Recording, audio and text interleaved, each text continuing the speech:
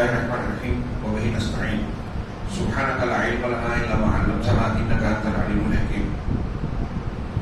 الحمد لله رب العالمين والصلاة والسلام على سيد المرسلين وعلى آله وصحبه أجمعين ومن تبعهم بإحسان إلى يوم الدين. أعوذ بالله من الشيطان الرجيم. بسم الله الرحمن الرحيم. يا أيها الناس اعبدوا ربكم الذي خلقكم والذين من قبلكم لعلكم تتقون. محترم حاضرین، اس سے پہلے کے دروس میں اصول ثلاثہ کے آغاز کے طور پر شیخ محمد بن عبد الوہاب رحمہ اللہ نے 4 مسائل کا سیکھنا ضروری ہے بطور تمہید بیان کیا. یہ 4 بنیادی باتیں ہر مسلمان مرد اور عورت کے لیے ضروری ہیں اور اسی پر پورے دین کے علم کا انحصار ہے، پورے دین پر عمل کا انحصار ہے. اس تمہید کے بعد شیخ محمد بن عبد الوہاب رحمہ اللہ نے اگلا 3 اور مسئلہ ذکر کیا، جس کے بارے میں کہا کہ یہ بھی سیکھنا، ان 3 مسائل کا سیکھنا بھی ہر مرد اور مسلمان پر فرض عین ہے. فرض عین کسے کہتے ہیں؟ جو ہر شخص پر متعین ہو. کچھ فرض کفایہ ہوتے ہیں کہ اگر جماعت میں سے کچھ لوگوں نے اس پر عمل کیا تو باقی لوگوں سے ثابت ہو جاتا ہے، جیسے نماز جنازہ. سماج اور معاشرے میں کچھ لوگوں نے جنازے کی نماز پڑھ لی تو باقی لوگ گنہگار نہیں ہوں گے. کسی نے نہیں پڑھی، کسی نے فرض کفایہ پر عمل نہیں کیا تو سب گنہگار. اور فرض عین اسے کہتے ہیں جو ہر شخص کو کرنا ہے، اس پر لازم ہے. اور ان امور میں یہ جو کہہ رہے ہیں کہ سیکھنا ضروری ہے، ان میں مرد ہو یا عورت کسی بھی مکلف کے لیے یہ عذر نہیں چلے گا کہ میں نہیں جانتا. آپ، ہم، کوئی بھی عورت، کوئی بھی مرد یہ نہیں کہہ سکتے اللہ تبارک و تعالیٰ کی جناب میں کہ ہمیں یہ بات معلوم نہیں تھی. جہالت کا عذر اس میں نہیں چلے گا.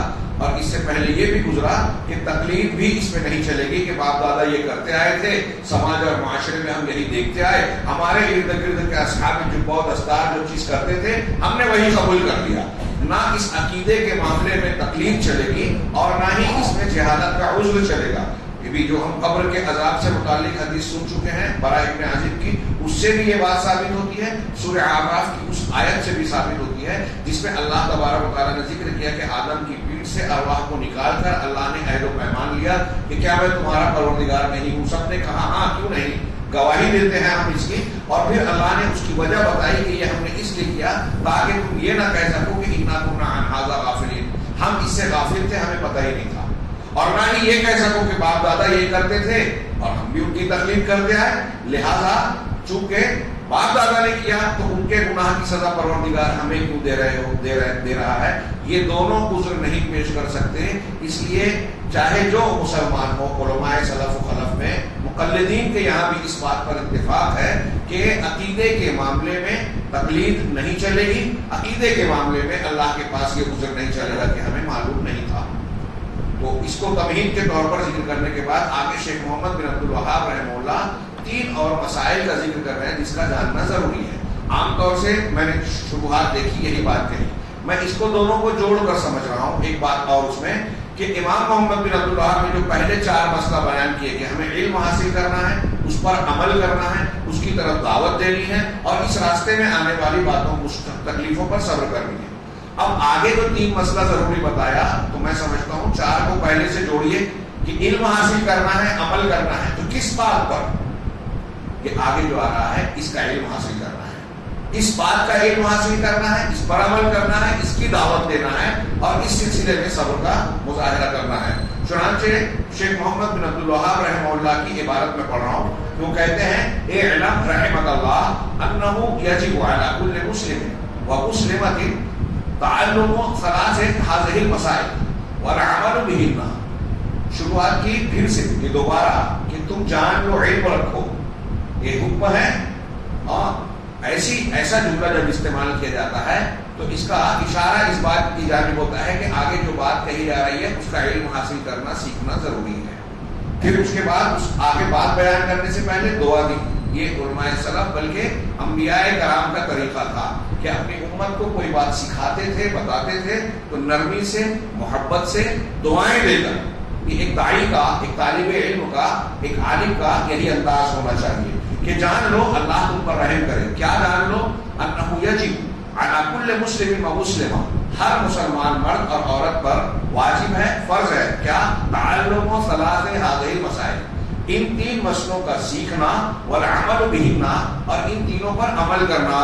پہلا مسئلہ الاولی ان اللہ خلقنا ورزقنا ولم یترکنا حملا بل ارسل الینا رسولا۔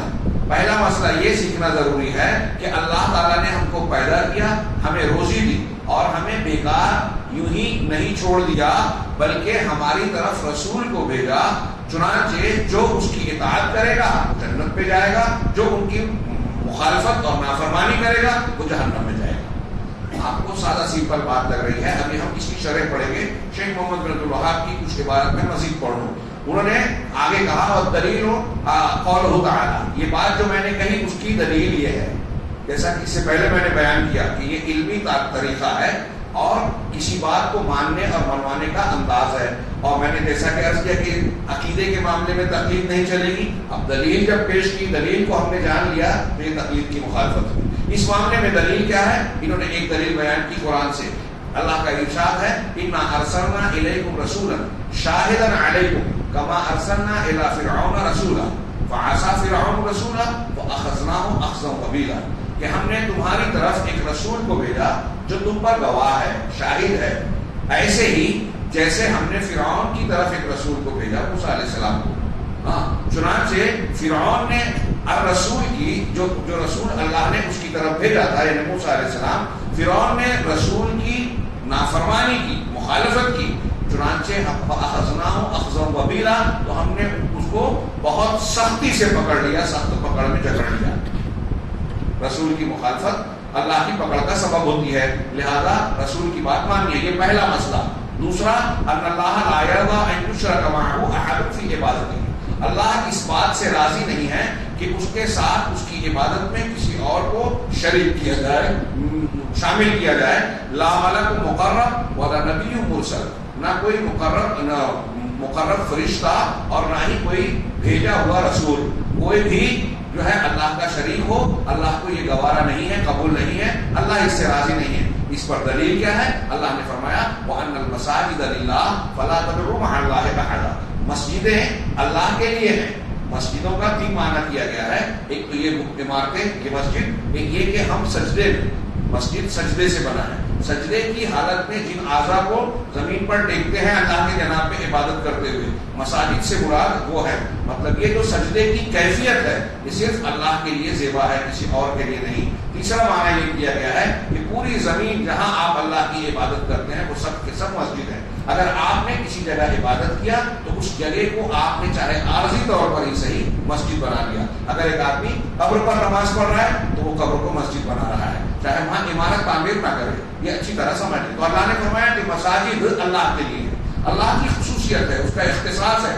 فلا تدعوا مع اللہ احدا، لہذا اللہ کے ساتھ کسی اور کو، کسی کو بھی، نہ نبی، نہ رسول، نہ فرشتہ، نہ جن، نہ کوئی اور، کسی کو بھی اللہ کے ساتھ نہ پکارو۔ یہ دوسرا مسئلہ تھا۔ تیسرا مسئلہ ان من اطاع رسول ووحد اللہ لا يجوز له موالات من حاد اللہ ورسولہ، بہت اہم، بہت پیارا، لیکن شاید آج کے درس میں ہم اس کی تفصیل نہ ہو، لیکن اجمالی طور سے عبارت سن لیجیے کہ جو شخص اللہ کی، جو شخص رسول کی اطاعت کرتا ہے اور اللہ کو اکیلا مانتا ہے یعنی توحید کو اختیار کرتا ہے، اس کے لیے جائز نہیں ہے کہ ان لوگوں سے موالات، دوستی کرے، رشتہ گانٹھے جنہوں نے اللہ اور اس کے رسول سے دشمنی اور مخالفت مول لے لی ہے، وَلَوْ كَانَ أَقْرَبَ قَرِيبٍ، چاہے وہ انتہائی قریبی انسان، ہمارا رشتہ دار ہی کیوں نہ ہو، سگا بیٹا، سگا باپ یا کوئی اور ہو۔ وَالدَّلِيلُ عَلَى ذَلِكَ، اس پر دلیل کیا ہے؟ لَا تَجِدُ قَوْمًا يُؤْمِنُونَ بِاللَّهِ وَالْيَوْمِ الْآخِرِ يُوَادُّونَ مَنْ حَادَّ اللَّهَ وَرَسُولَهُ، کہ تم ایسے لوگوں کو جو اللہ پر اور آخرت کے دن پر ایمان رکھتے ہیں، آپ ایسا نہیں پائیں گے ایسی کسی قوم کو جو ان لوگوں سے یوادون، ان لوگوں سے محبت کریں جو اللہ اور اس کے رسول سے دشمنی رکھتے ہیں، ان کی مخالفت کرتے ہیں، چاہے ولو کانوا آباءہم، چاہے وہ ان کے آبا ہی، باپ دادا ہی کیوں نہ ہو، او ابناءہم، یا ان کے بیٹے کیوں نہ ہو، او اخوانہم، یا ان کے بھائی بند کیوں نہ ہو، او عشیرتہم، یا ان کی بیوی اور ان کا کنبہ خاندان کیوں نہ ہو، اولئک کتب فی قلوبہم الایمان وایدہم بروح منہ، یہی وہ لوگ ہیں جن کے دلوں میں اللہ نے ایمان لکھ دیا، ڈال دیا، اور انہیں اپنی جانب سے روح کے ذریعے سے ان کی تعین کی۔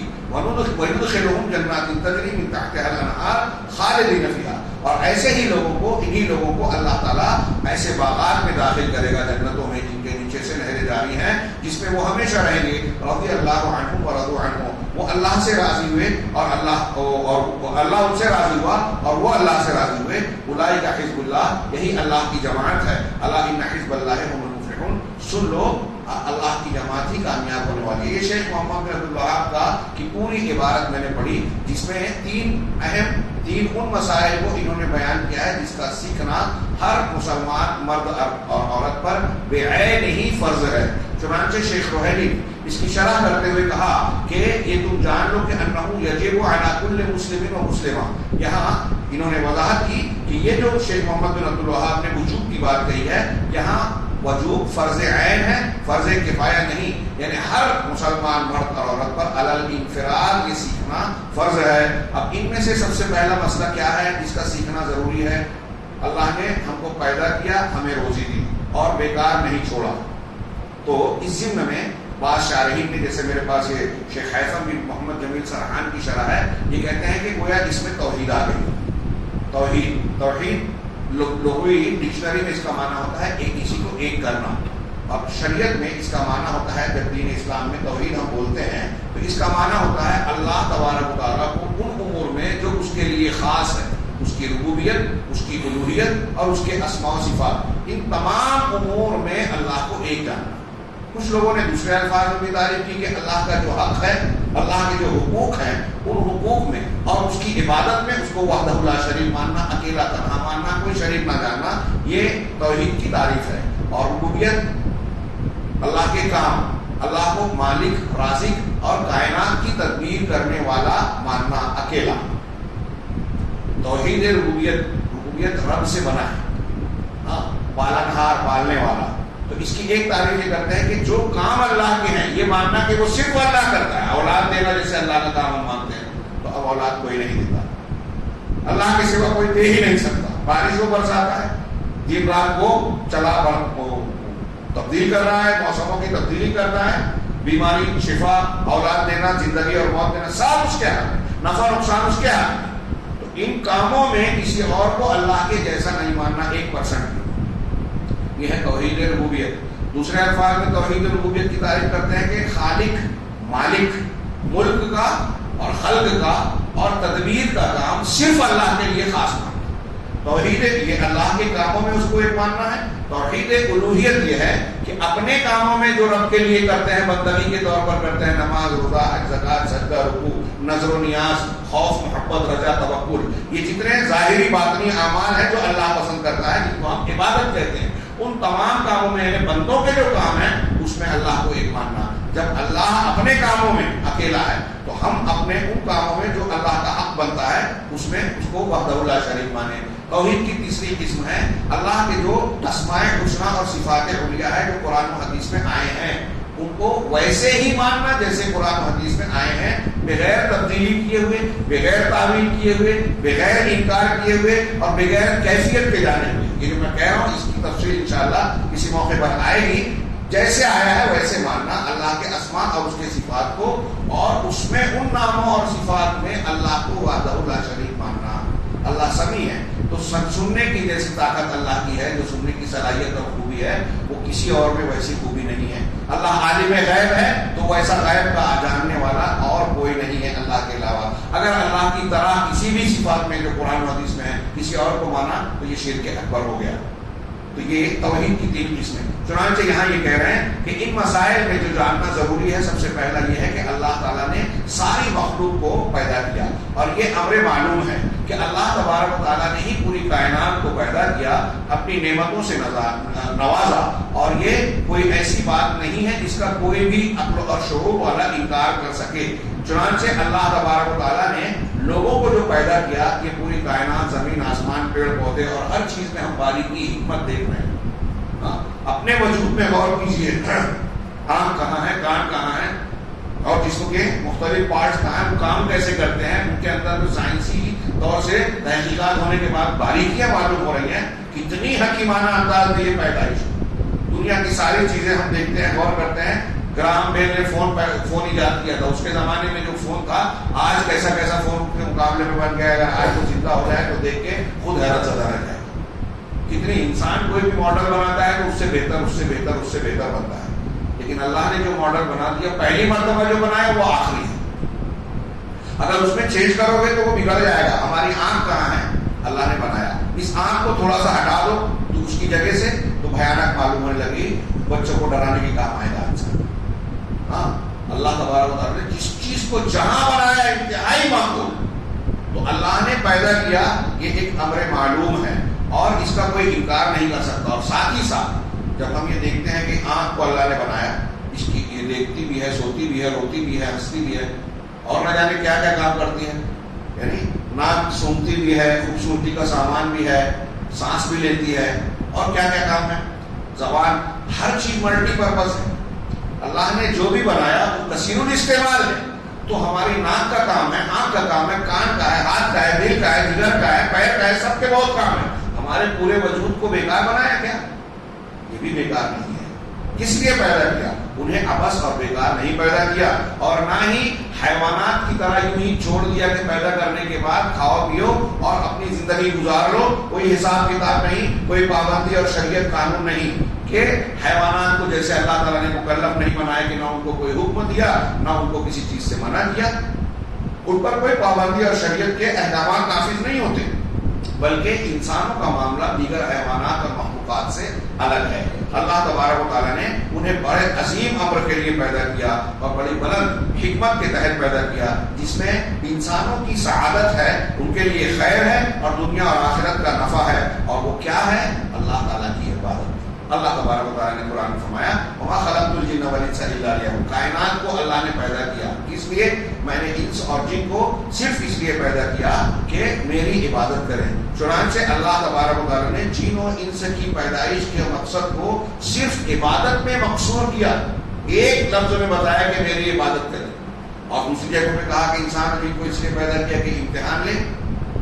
مطلب یہی عبادت بنیادی امتحان کا بنیادی سوال ہے کہ ہم اللہ کی عبادت کرتے ہیں یا کسی اور کے سامنے جھکتے ہیں، اس کے احکامات کو مانتے ہیں یا کسی اور کے حکم کو مانتے ہیں. چنانچہ اللہ تعالیٰ نے سارے انسانوں کو اپنی عبادت کے لیے پیدا کیا. اور یہ عبادت کیسے ہوگی؟ اللہ کی توحید کے ذریعے سے. کفار مکہ بھی کعبہ کا طواف کرتے تھے، قربانیاں کرتے تھے، سفر میں اللہ کو پکارتے تھے، لیکن قرآن نے کہا کہ آپ ان سے کہیے قل یا ایھا الکافرون لا اعبد ما تعبدون ولا انتم عابدون ما اعبد. تم اس کی عبادت نہیں کرتے جس کی میں کر رہا ہوں. کفار مکہ کہہ سکتے تھے نا کہ ہم تو اللہ کی عبادت کرتے ہیں، لیکن اللہ نے کیوں یہ کہا کہ تم اللہ کی عبادت نہیں کرتے؟ اللہ کی عبادت تو کرتے تھے، لیکن اللہ کی عبادت کے ساتھ دوسرے معبودوں کی بھی عبادت کرتے تھے. اب اس کا مطلب یہ ہوا کہ اگر کوئی اللہ کے ساتھ دوسرے کو بھی پوچھتا پکارتا ہے تو وہ اللہ کی عبادت کرنے والا نہیں کہلائے گا، اس لیے کہ وہ توحید پہ نہیں ہے. چنانچہ نتیجہ کیا نکلا کہ اللہ نے ہمیں اور آپ کو جنہوں اس کو اپنی عبادت کے لیے پیدا کیا، مطلب اپنی توحید کے لیے پیدا کیا. یعنی انسان اور جن کو اس لیے پیدا کیا میں نے کہ وہ عبادت میں مجھ کو اکیلا جانے اور اللہ تبارک و تعالیٰ کو عبادت میں مفرد مانے. کہہ رہے ہیں کہ یہاں ہم اس بات کا ملاحظہ کرتے ہیں کہ اللہ تعالیٰ نے جن و انس کی تخلیق، پیدائش کو اپنی عبادت سے جوڑا. وما خلقت الجن، میں نے پیدا کیا، تو پیدائش کا ذکر کیا اور جوڑا کس سے؟ عبادت سے. تو خلق اور عبادت میں ایک بہت گہرا ربط ہے. کیوں؟ یہ بیان کرنے کے لیے کہ اللہ تبارک و تعالیٰ خالق ہے، عدم سے وجود بخشنے والا. ہم نہیں تھے، ہم کو اللہ نے پیدا کر دیا. چنانچہ وہی اکیلا عبادت کا مستحق ہے. جیسا کہ جس طریقے سے پیدا کرنے میں اس کے ساتھ کوئی شریک نہیں ہے، اس کائنات کو بنانے میں، ہم کو آپ کو بنانے میں اللہ کے سوا کوئی کسی اور کا ہاتھ نہیں ہے، کسی اور کی شرکت نہیں ہے. تو جب پیدا کرنے میں وہ اکیلا ہے تو عبادت میں بھی وہ اکیلا ہی ہوگا، اس کا کوئی دوسرا شریک نہیں ہو سکتا. چنانچہ اللہ تبارک و تعالیٰ اپنے افعال میں اکیلا ہے، اس کے ساتھ کوئی خالق نہیں ہے. تو واجب ہے کہ عبادت میں یعنی ہم اپنے اعمال میں اس کو اکیلا مانیں، اس کے ساتھ کسی کو شریک نہ کریں. شیخ روحیلی کہتے ہیں کہ یہ بڑا عجیب ربط ہے، تعلق ہے معنی کا. کیوں؟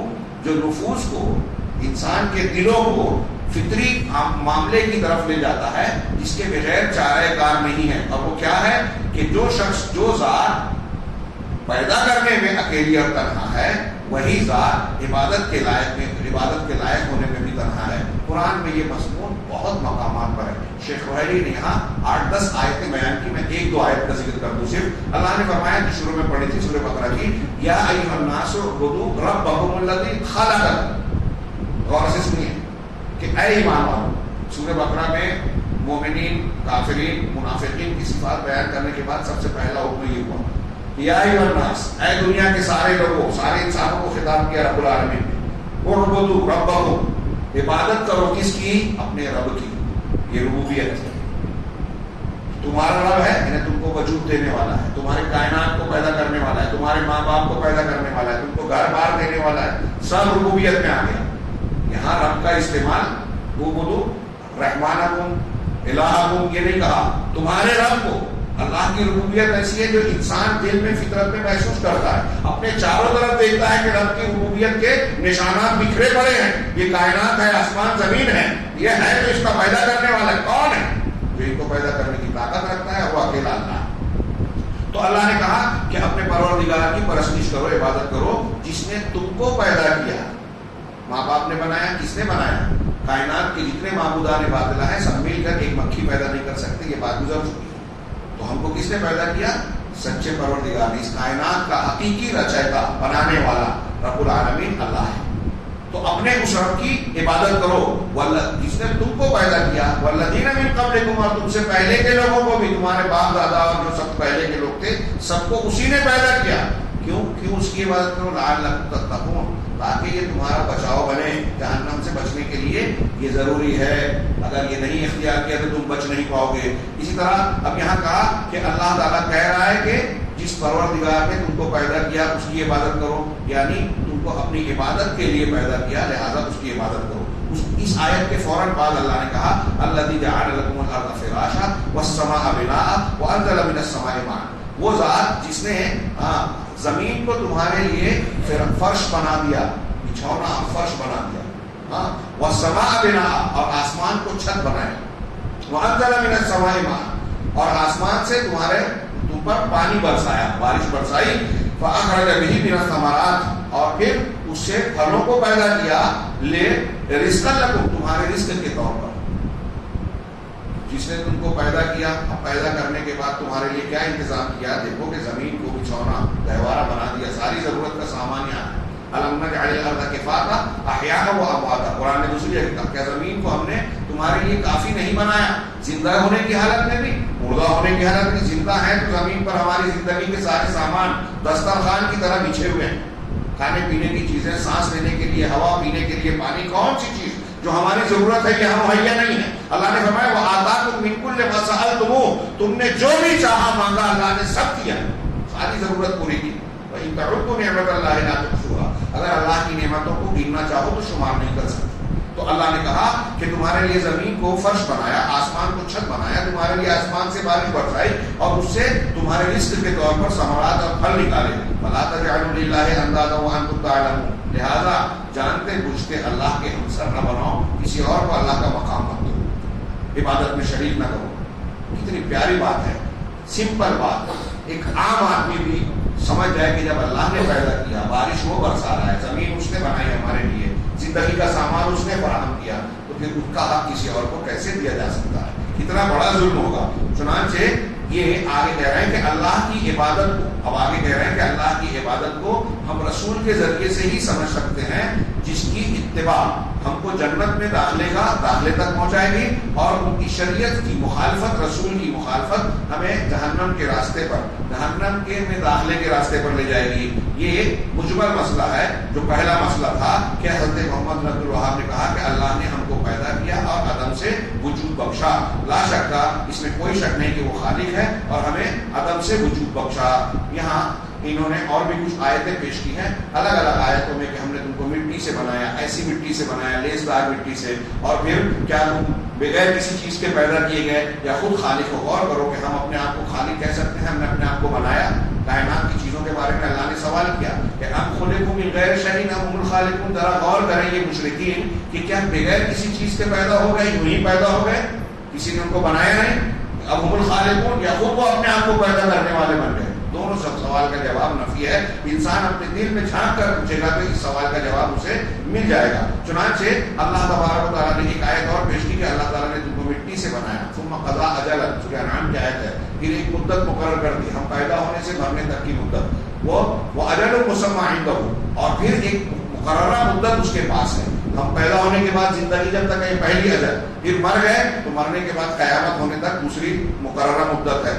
ہاں وانتم تمترون، اور تم اس میں شک کرتے ہو. جس نے تم کو پہلی مرتبہ پیدا کیا وہ دوبارہ تم کو پیدا کرے گا، اس میں کیا شک کی بات ہے؟ بہرحال حاصل کلام یہ کہ جب اللہ تبارک و تعالیٰ کے علاوہ کوئی خالق نہیں ہے، کوئی مالک نہیں ہے، تو کسی اور کی عبادت نہ کی جائے. پہلا مسئلہ یہ جاننا ضروری ہے اچھی طریقے سے کہ ہم کو پیدا کرنے والا اور زندگی کے سارے سامان دینے والا اللہ ہے، اور اللہ لہ الخلق والامر، پیدا اس نے کیا تو امر اور حکم بھی اسی کا ہوگا. مختصر سا ہم اگلا والا جملہ بھی پڑھ لیں کہ مصنف نے آگے کہا کہ پہلی بات یہ جاننا ضروری ہے کہ ہم کو اللہ نے پیدا کیا، ورزقنا، اور اس نے ہم کو روزی بھی دی. شیخ محمد بن عبد الوہاب نے بڑے پیارے انداز میں، سادے انداز میں یہ بات بیان کی. دیکھیے انبیاء کا طریقہ یہی تھا، ایسی بات بیان کرتے تھے جو ہمیں بہت سادی لگتی ہے لیکن بڑی گہری ہے، اور آدمی موٹی سے موٹی عقل والا بھی اس بات پر غور کرے تو اسے اللہ تبارک و تعالیٰ کی توحید، ربوبیت اور الوہیت کا پتہ چل جاتا ہے.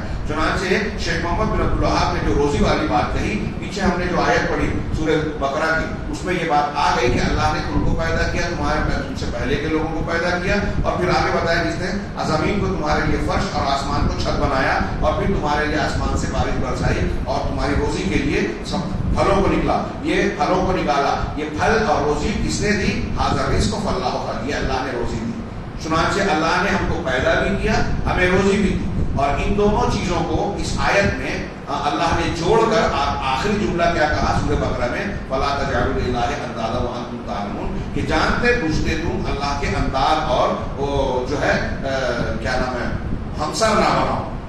شیخ نے آگے کہا کہ اس بات پر کہ اللہ ہم کو روزی دینے والا ہے، پوری کائنات کو اس کی ضرورت فراہم کرنے والا، پانی میں جینے والا کوئی جاندار ہو، ہوا میں اڑنے والے پرندے ہو، ہاں، یا زمین کے اندر رہنے والا کوئی کیڑا مکوڑا ہو، درخت کی جڑوں میں، درخت کے تنوں کے اندر رہنے والا کوئی کیڑا ہو، ہمارے جسم کے اندر سفید ذرات ہوں، سرخ ذرات ہوں، ہم خود ہوں، ساری چیزوں کی روزی اور زندگی کا انتظام وہی کرتا ہے. اللہ تعالیٰ نے قرآن فرمایا ان اللہ هو الرزاق ذو القوة المتین، اللہ وہی رزاق ہے، قوت والا ہے، مضبوط قوت والا ہے. قل من يرزقكم من السماوات والارض قل اللہ، آپ ان سے کہیے کہ آسمان اور زمین میں روزی تمہیں کون دیتا ہے؟ تو کہو اللہ. چنانچہ اللہ رزاق ہے. اور یہ بات انسان اگر اپنی عقل سے بھی غور کرے تو سمجھ میں آتا ہے. سوچئے کہ ایک بچہ یہ انہوں نے کہا کہ اپنے ماں کے پیٹ میں کہاں سے روزی پاتا ہے. ایک بچے کو 4 مہینے کے بعد جہاں روح پڑ جاتی ہے، عمل ٹھہرتا ہے. سوچئے تھوڑی دیر کے لیے پیٹ میں ہم بھی تھے، ہم بھی ویسے ہی پیدا ہوئے ہیں. جب سے ہمارے جسم میں روح پڑی اس کے بعد کئی مہینے تک، یعنی ہمارے اندر روح آ جانے کے بعد کئی مہینے تک مادر رحم میں، ماں کے پیٹ میں ہی ہم رہے، اور ہر بچہ رہتا ہے.